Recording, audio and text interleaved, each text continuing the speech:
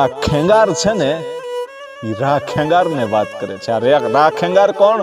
એ રા નવઘણ નો દીકરો એ રા ખેંગાર, અને એને વાત કરે છે કે આપણા જુનાગઢની અંદર આપણું રાજ છે અને એમાં રૂપરૂપનો આભરણ એવી મજેવડી ગામે એ કુંભારની દીકરી રાજપૂતાણી છે, અને કુંભાર છે એનો પાલક પિતા છે, અને એની જાન આપણો દુશ્મન સિદ્ધરાજ જયસિંહ લઈને આવે છે.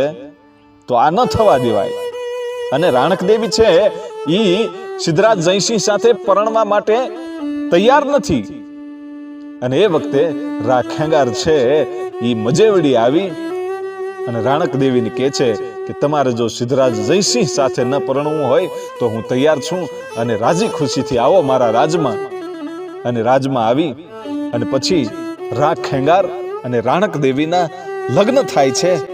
અને લગ્ન તો થયા, પણ રા ખેંગારને ખબર હતી કે આપણો દુશ્મન સિદ્ધરાજ જયસિંહ છે, પાટણનો પતિ, અને એમાં મેં એને જે માંગુ નાખેલું હતું એ જગ્યાએ લગ્ન કર્યા છે, એટલે હવે યુદ્ધ તો થશે જ. એટલે જુનાગઢમાં ઉપરકોટ બનાવવાની તૈયારી કરી. જે ઉપરકોટનો જે કિલ્લો છે, ઉપરકોટ છે, એ ઉપરકોટ રા ખેંગારે બનાવડાવ્યો.